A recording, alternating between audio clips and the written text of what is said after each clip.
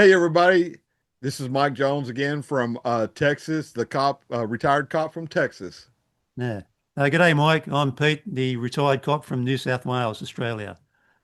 Good to see you again, brother. Likewise, I've been looking forward to it. What are we going to talk about today, Mike? Well, I know you told me on a back channel that you came up with some ideas that you thought would be good for us to talk about, and I kind of just this is your show. I'm your guest, so I'll talk about. I do want to cover some of these comments that some people have said, just so they know that, you know, maybe they get an answer to something that they don't come in contact, Oh, with yeah, cops. right. Yeah. And I think these are from Australia, to tell you the truth. Righto. What Yeah. are they? Well, one of them is this one's from Alicia Smith. Alicia Smith, 1964. Hmm. And I'm going to go on a limb and think this is a female. How about you? I think so. Okay. What I mean, we don't know though. Let's not be definite. That's right. That's right. I don't want no hate mail over, Um, Mm. she says, what do you two think about the auto brewery syndrome? And would someone be able to contest that? Should they be able to drive at all? I understand that your answers would be a personal opinion. So you know what auto brewery syndrome is? No idea.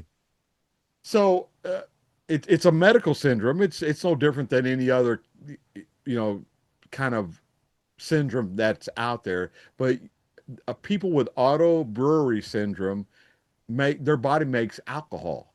It's yeah, Really? yeah, Wow. yeah. All right. And so we discussed, a diabetic person that's in a diabetic distress. You Mm. will get that acetone smell, and they will Yeah. actually, Mm. it'll look like to us that they're intoxicated, right? Mm. Mm. But that's why we do other things to kind of alleviate this person needs medical attention, not handcuffs. Mm. So Yeah. yeah. So Mm. auto brewery syndrome is unfortunately for police officers, people with auto brewery syndrome, they produce alcohol and more than likely they're going to fail the breathalyzer, Mm. and probably fail a blood test, so Mm. that's an unfortunate deal. But we use the Intoxicator 5000, I think is what and it's not going to distinguish between a body that makes natural alcohol. It's not going to distinguish between that and Mm. ingestion of Mm. alcoholic beverage. It's not going to do Mm. it. So yeah, but they'll be able to contest it. Her question was, would someone be able to contest that? Yeah, you're not going to be able to contest it on the street, as you know. Mm. We don't argue with people on the street. We let the judge sort it out. So we Yeah. take care of Yeah. our Yeah. business, That's right? exactly what I was thinking. Yeah. Mm. Uh, but the answer would be, yeah, you can contest it, but you're going to be contesting it in court. And you'll be bringing your witnesses, like your physician or whatever, Mm. to testify on your behalf.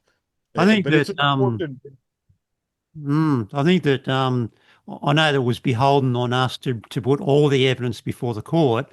yeah, I think the fancy words were exculpatory and inculpatory yeah, evidence, and so the exculpatory evidence on that would be, Your Honour, this person has this syndrome. I'm aware of that. You have to leave it up to the court to make a decision. Mm. yeah. I mean, you have to do your job. If you're Yeah, getting all the indications that this person's intoxicated, yeah. yeah, and they contest it on the street, like you said. When you write your report, you would put in your report, Mm. uh, Joe Smuckatelli states that they've got auto brewery syndrome. I've never heard of it. Yeah. I bet Yeah, they're popular with their friends. yeah. You know what? I When shouldn't I be, saw I that shouldn't be question, I civil. didn't think a lot of people knew that I've was never heard even a of it. thing. Mm. Yeah, And I yeah, can, after you were telling us about the method you use to test someone's sobriety, the acronym about heel to toe for 9 steps.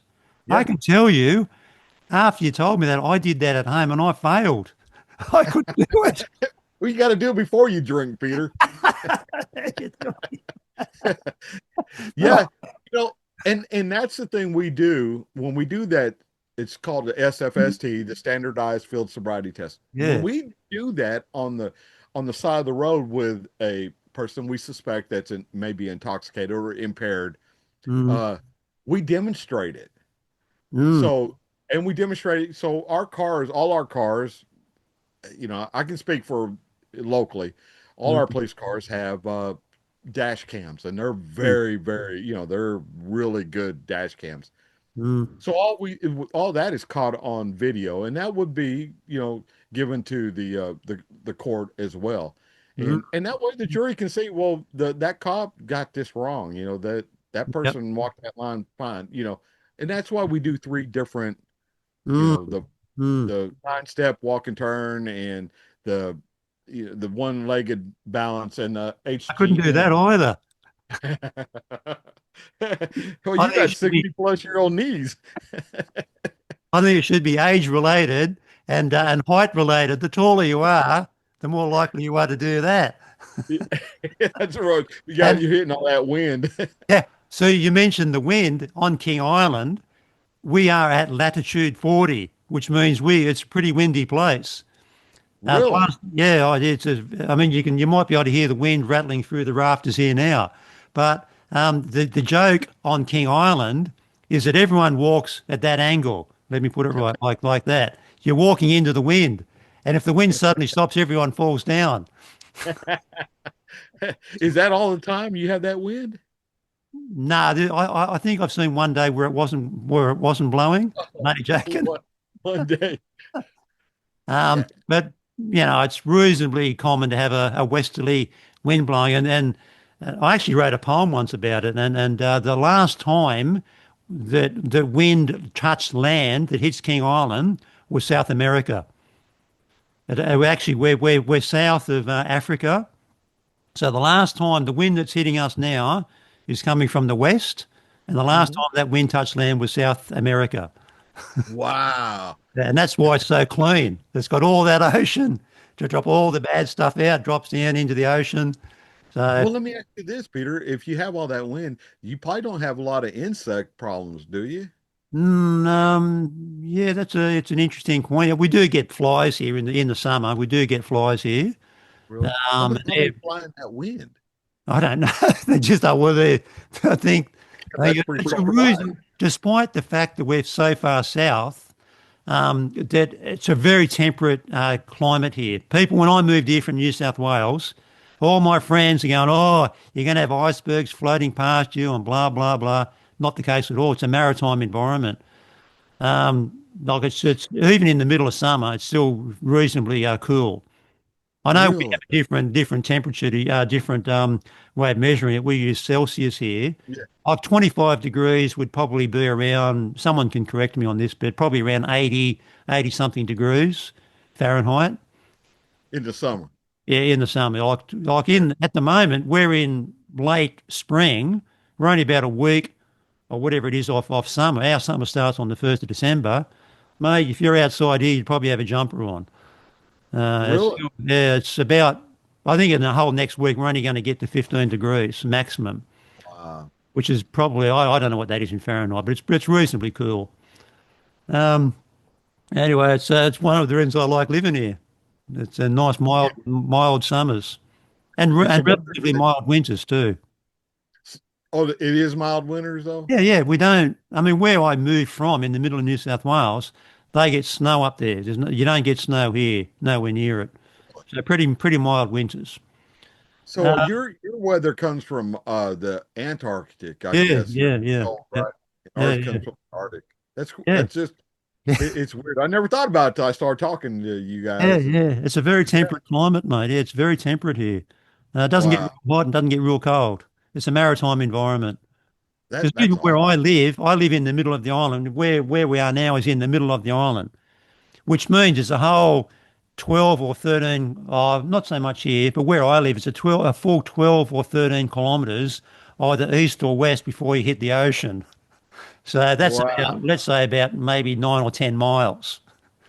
So Yeah, yeah, yeah. it's a So relative. that island is only like 10 miles wide or I guess 20 miles wide No, or we're 20. about that. We're about 30 kilometres wide, Wow. 60 kilometres long.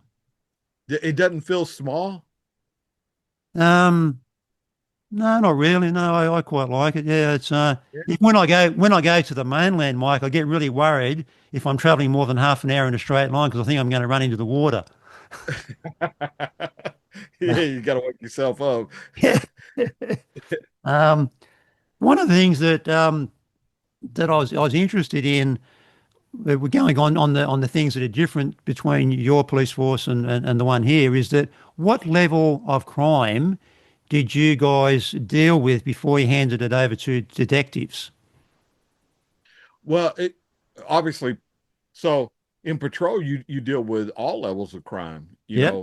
Yep. but we would hand anything that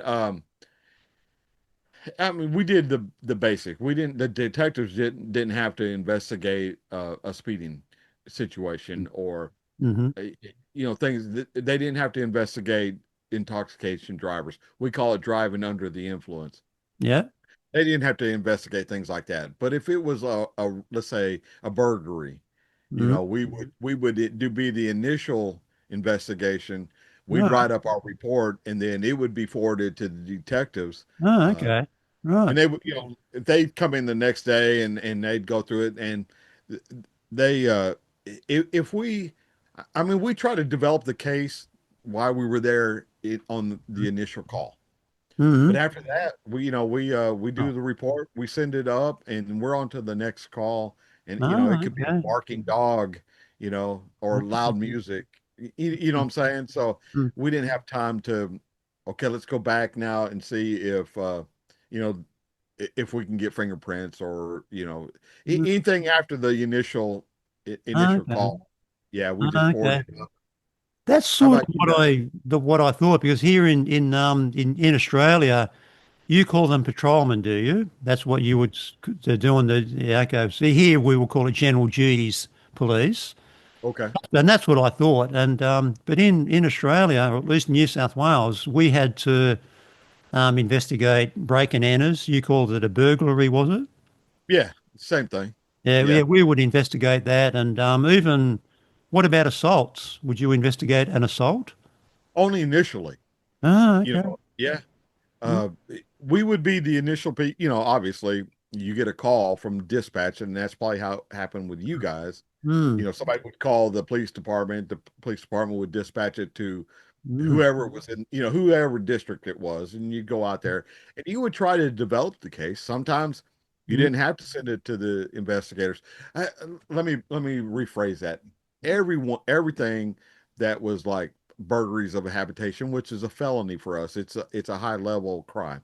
mm, Uh, if we could solve that, on our initial call, I mean, if it was brutally obvious that the guy, let's say he broke into the house, he stole a vacuum cleaner, you know, mm, I mean, and then coming out the window, he cut himself and he's sitting out there and he's bleeding. He can't go any further. And we arrive and we call the ambulance.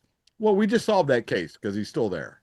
mm. So we would write it up as that, but it would still be forwarded to the detectives to see if there was maybe they develop him as a suspect for other Oh, burglaries or okay. Yeah, you right. know. Yep. Mm, But mm, for us, we didn't have the time to because mm, we had calls. We had the call load was so big. You know, mm, once we cleared that call, we went on to another mm, call. I right. mean, when are we going to get time to go back now and reinvestigate any of those maybe 30 calls a day? Mm. That's a lot of calls. Yeah, I know. Yeah. Now that's thanks for telling me that. That is it's sort of that's what I how I thought it was, but I wasn't sure. So it's great to be able to ask you things like that. Yeah. Yeah. Um, one of the was there any other questions that on your channel that people wanted to ask about? Oh yeah, actually, so way back, his name is Greg. I got to say, g'day, mate, for Greg. He always has me do You that. did that well. Yeah, thank you. Hey y'all. Hey y'all. Hey y'all. But for Greg, he's always asked me to say g'day. But he says interesting, good chat. This was on our the last installment was number 5, right? Oh, It was I that our last. think so, yeah. Mm, I think so. Anyway, he says, interesting. Good chat, boys. I have a question for both of you. mm, Can you, after pulling a driver over, Use your discretion to either book him or let him drive home around the corner. It Ah, used to be, so he said it used to be like that here in Oz, Australia, but I'm not sure that's the case these days. Obviously, I'm not talking about a DUI, but to most Aussie, it comes across like money making scheme for the government. So mm, I'm gonna have you answer that first, and then right. I'll answer what we can do Texas. I think what that's interesting that got asked because what happened in New South Wales in my time in the police, we used the roadside breath testing device we had when I started, uh, didn't record anything. Now and then a new generation machine came along and everything was recorded in it. Now what used to happen, the rule of thumb was that the legal drinking limit was 0.5. It Okay. used to be, going back quite a while, it used to be zero point 0.8. And a lot of, or not a lot, but some, let's say men were still used to the zero point 0.8. They knew they could drink X amount and still be under. But, and the rule of thumb was that we would use our discretion between zero point 0.5 and zero point 0.8. We would use our discretion as to whether to take them into custody or not. Because once they got back to the station and they go on the breath analysis machine, which is, a scientific bit of gear, it's calibrated every day. Anyway, there was three occasions, I think it was three times that the machine would round things off and would round it off down in favour of the suspect. So if That you makes someone that was zero point 0.8 on the roadside breath testing device, by the time you got them back to the station and there was periods of time where you had to observe them, it wasn't straight away. Generally, the right. blood alcohol limit is going down, and if they were zero point 0.8, it generally wasn't worth taking them back to the station.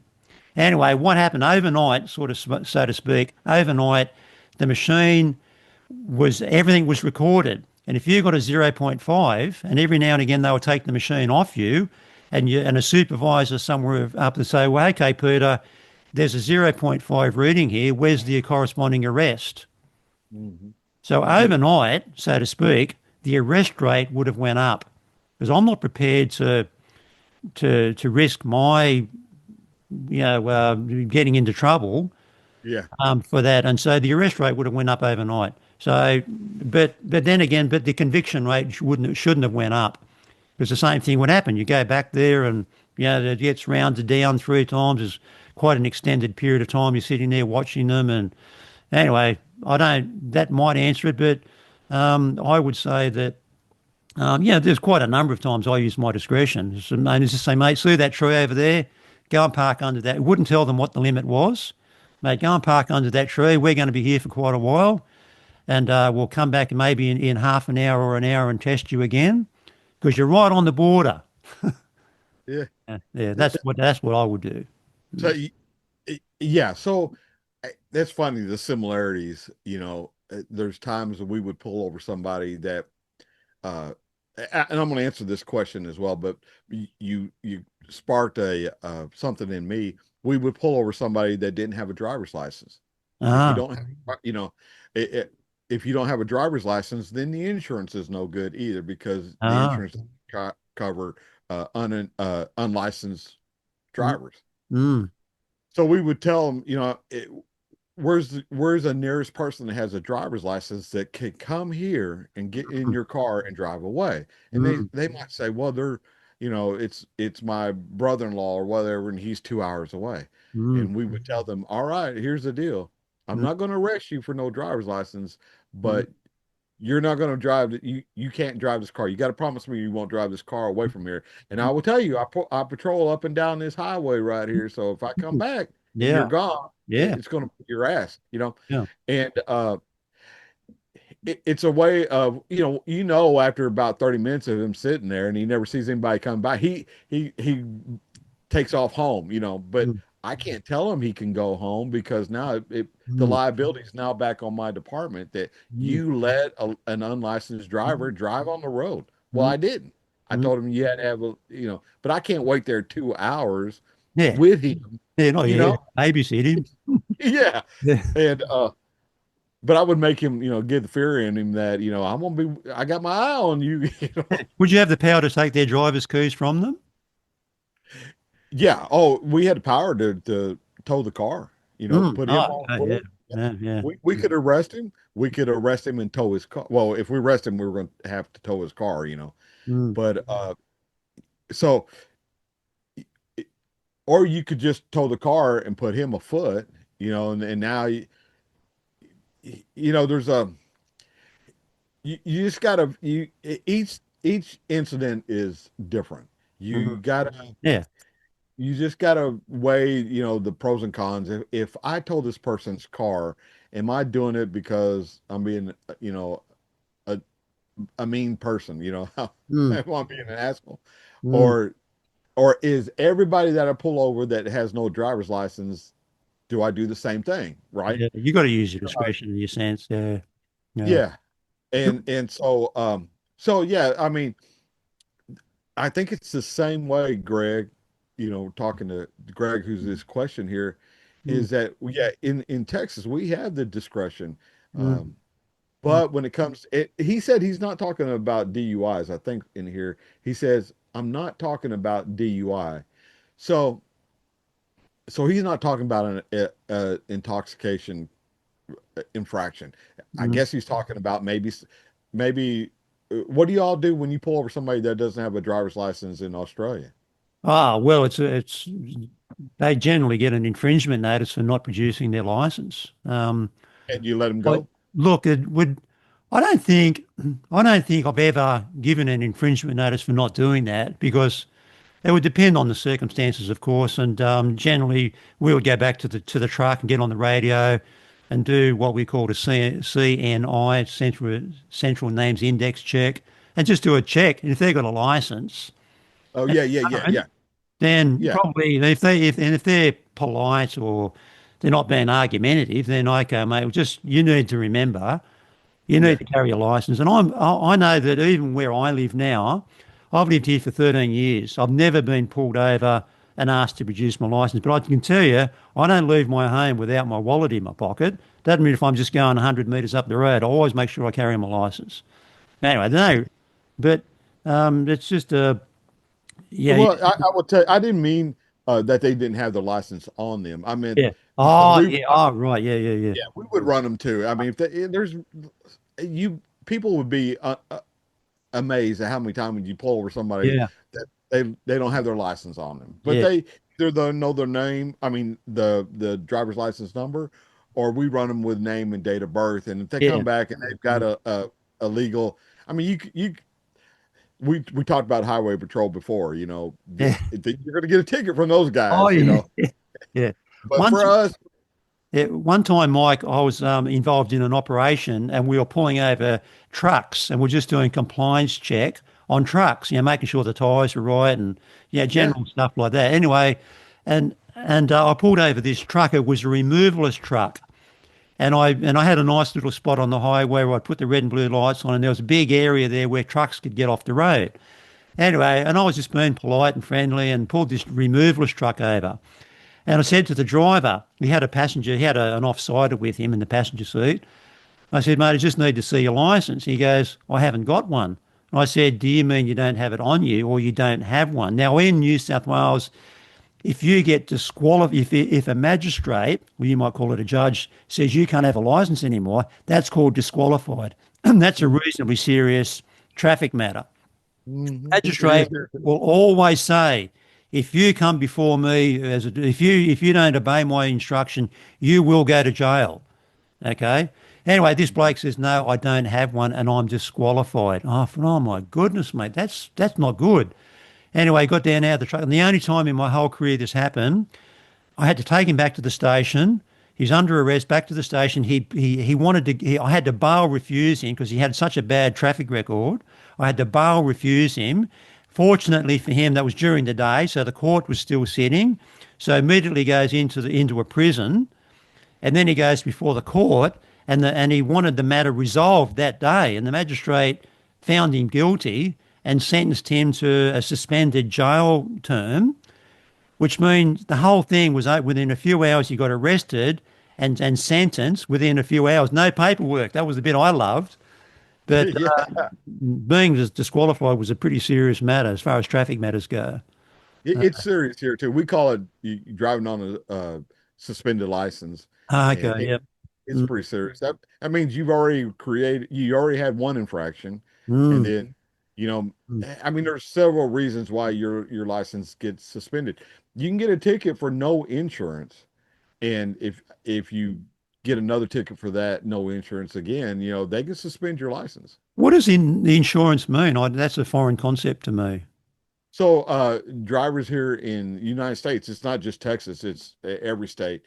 You have to have automobile insurance, and in case you get in an accident, Right. then you have a way to the insurance company will pay if it's your fault or if it's their fault, Mm, it will pay. But there's so many people that don't have that insurance that they create a hardship for people who are just out there driving, and mm, maybe somebody ran into them, maybe they ran a red light or something, mm, and who pays for that person's car? mm, So mm. in the United States, you have insurance, and if you Right. don't have insurance, Mm, then it starts out pretty low. It's mm, pretty low infraction, but the more times that they're getting charged for that, it adds up to them. mm. So it, Righto. it so do y'all not have automobile insurance in Australia? Um, Look, I'm not real sure. I know that in where I live, it's the state of Tasmania,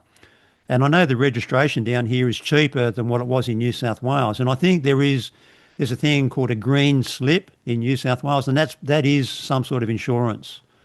So yeah, it might be similar, but I'm not sure about in Tasmania. I should know, but I don't. Well, it's a big money deal here Mm, in the mm. States. I mean, And uh, yeah, you were saying before about when your insurance is void, and I know that in New South Wales, and I'm guessing it's Australia wide, if you have a crash mhm. and you're intoxicated, your insurance means nothing. Yeah, yeah.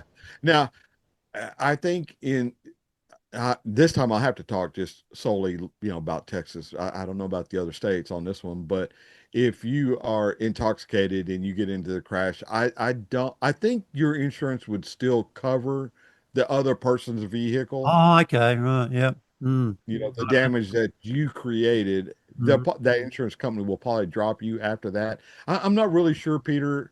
mm, Uh, me and you both, I don't drink and drive, so I don't know what you know, I don't, and I'm not an insurance person, so I'm not sure what that. I just know that you have to have a certain amount of coverage mm, in order to operate a motor vehicle. If you don't have that, you can't prove that you have that coverage, then that's an infraction here mm, in all of the United States.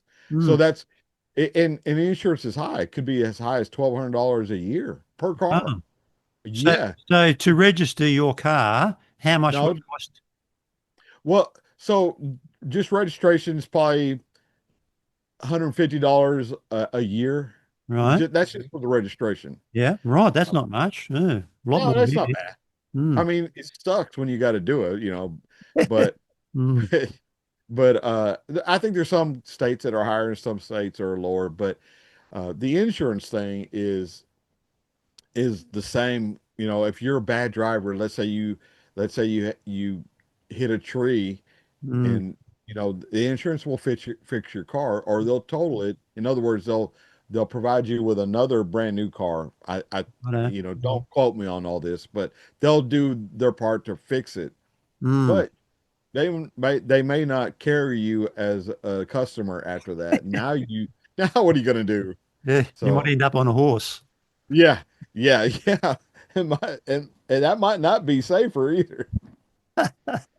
Can you I get have into trouble? Can you get into trouble for riding a horse if you're intoxicated in Texas? yeah, Yeah. What's yeah, that or on a called? boat. Yeah. Boat. Yeah. Yeah. Righto. Yeah. What do you Do call y'all it? Yeah, so when you use the word or the acronym DUI, it's actually yeah. very common for people in Australia to call it that, whereas it's not. The vast majority of the time, it's not DUI. DUI, when people get done for drink driving in Australia, it's almost always PCA. It stands for prescribed concentration of alcohol, which was based on that breath analysis machine. Okay. Very, very rare to get DUI. When I mentioned one other time, if we were following a car and it gets into their home, it drives into their driveway in their home, we can't use roadside breath testing anymore. You have to rely upon DUI, which is similar to what you guys do. Just based on observations. Yeah. It's very, very rare to use DUI, and you can use DUI on a horse. Yeah. Yeah. And what about boating? Can you do Yeah, it with a they're boating as well. Yep, and even trains. One time I had to Yeah, go we and breath can do test it. a train like a diesel locomotive that was involved in some sort of an incident. One time I had to go it was called initially as a train on fire. It was a passenger train, quite a Oh, famous train that went maybe from Sydney way over to the other side of Australia, and it was going through an area where I was working, and it was initially put over the radio as a train on fire, which of course is very serious, especially when it's yeah, passengers. All it yeah. was the brakes had locked up, and there was smoke billowing out of the brakes. The brake pads caught fire effectively. Anyway, but part of our job is to breath test the locomotive driver. So we had the power to do that. That, that's funny. To tell you the truth, I don't know that we had the power to do that. We had the power to ticket. We call it, writing a citation. Mhm. Uh, a train engineer if he blocked the highway too long. I don't Oh, know wow. if That's a train, interesting. as a train goes over a highway, and Yeah. if he stops, and that train's there Ah. longer than 10 minutes, then Mm. Oh, but that's really interesting. Yeah. it's interesting, but that train, if it's a mile long, and are you going to walk a half mile down there to the engineer to write him a ticket? Because you're going Yeah. to get halfway there, and he's probably going to see you in a mirror or something, Yeah. and he's going to take off. Now you got to walk all the way back to your car, defeated. I wasn't going to do that. Forget about it if it was the summer. Yeah, right. Especially in That- Texas. What happened to me one time, Mike? I was working on my own. I had to apprehend this bloke on the front veranda of a home. He was forcibly trying to enter the home. Now, there's a whole story to it. It's sort of like a medical job more than a police job. And I had to arrest him. This big, sweaty, he was stripped to the waist. I had to put him on the ground and handcuff him. And I called for urgent assistance. There was actually the ambulance lady was there, and I had my portable radio wouldn't work. I had to say to her, "Get onto my truck, just get in the truck and say, get my call sign, say urgent assistance," because the Oh, radio already knew where I was. Anyway, I had a highway patrolman responding to that call, doing a fantastic speed, he told me later. But when he got to the little town where I was, he was thwarted by a diesel locomotive that was shunting backwards and forwards across the railway line. yeah, And he couldn't get there. yeah, yeah. I was a bit, yeah, anyway, he was getting very, very annoyed. But Oh, yeah, man. It's um, happened in this town. When I first started in this town, if you were on one part of the town, yeah, the way the train tracks were, it almost half circled the town, wow, right through the middle of it. So wow, if you got a call, an urgent call on the other side of the train tracks, you yeah, almost had to go, around your ass to get your elbows kind of thing. uh, You just can't get there. yeah. And I mean, you know how you are when you're a cop.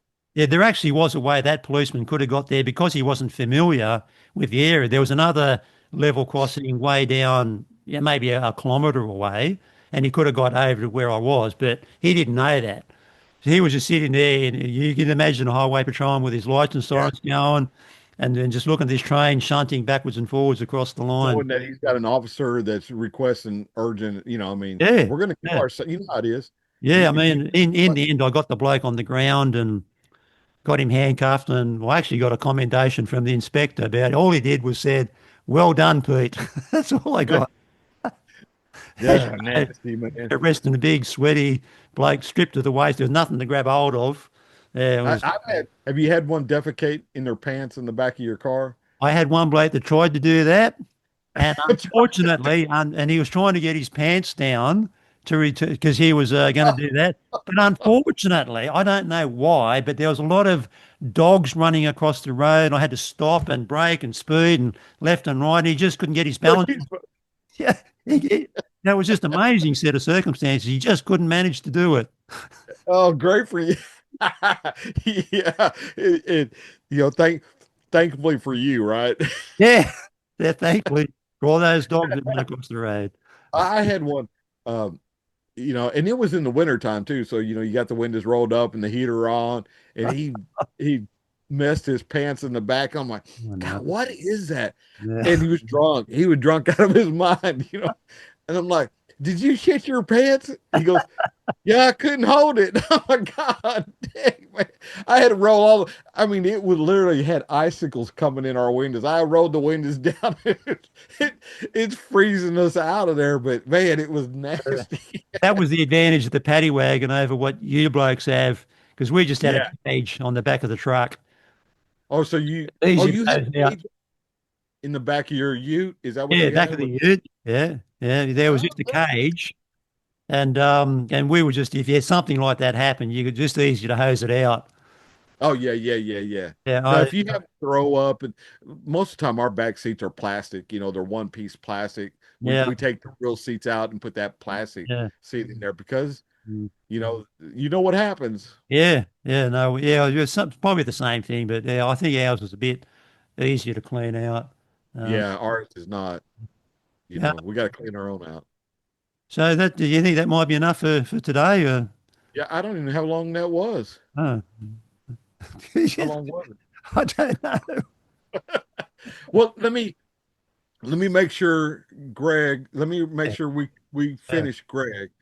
He yeah. said, I'm not talking about DUI, but to most Aussie, it comes across like a money-making scheme for Ah, the yeah. government. Mm. So even in Texas, sometimes we'll get some country boy that says, you're just wanting my money, that's all this is. All you guys are just the revenue service, you're just Yeah, wanting money, yeah, yeah, and you know, I will tell Greg, and I can't speak for Australia, but I'm probably pretty close to saying the same thing. Is yeah. none of that money came to me. No, You know, getting the same amount of money every fortnight. Yeah, boss, my yeah, bosses didn't care if I wrote one ticket yeah, or no tickets yeah, or 10 tickets. yeah. Oh, Uh, yeah. In Australia, they say that they were on they reckon that some people say that the highway patrol, especially, are on some sort of a quota. system where a quota. That's it. Yeah, quota Yeah, doesn't exist. Never heard yeah, any evidence of it. Doesn't exist. yeah. Period. If I could get away, if I could just give someone a warning. I mean, the vast majority of the time, I just gave people warnings. Oh Yeah, yeah, I think I've said it on our show before. I think it's probably 5 years. My last 5 years as a police officer, I don't think I wrote one ticket. there you Yeah. go. Yeah, yeah, yeah, I stopped and came in contact with people, but I'm like you, it's just like, hey, slow yeah. down or I very stop at rarely that wrote stop them. sign. Yeah, Yeah, yeah. I knew what it was like to live on next to very, very little money when I was young. exactly. I knew what that was like, and I would be very compassionate. I think you hit the nail on the head, Peter, is that we were more compassionate. I think people have a bad impression that, all cops just want to get that money, but we're totally the opposite. Yeah, We know what we're doing is going to cost this person money. We're yeah, going to go home. It's not going to cost us a penny, but mm, yeah, it might be the difference between that person feeding his family yeah, or yeah, her feeding her family the next weekend. And we're real conscious of yeah, that power, mm, and we try to do the opposite. yeah, You know, yeah. is that what y'all did too? Yeah, of course. Yeah, I mean, yeah, I didn't like having to do it, but if you had to do it, you had to do it. If they wanted to argue, then that was the end of it. But that Yeah, was pretty rare. Yeah. we call it POP, piss off police. That's it. Write the ticket. Yeah, because yeah, most of the time your tickets are POP where Yeah. they just want to. Talk themselves into it. Yeah. Yeah, yeah. Mm. All right, brother. Oh, Well, it's thanks been so great much. talking to you again, man. Likewise. I've got some more. Our next episode, Cool. we'll answer some more. All right, brother. All right. Fantastic. Thanks, mate.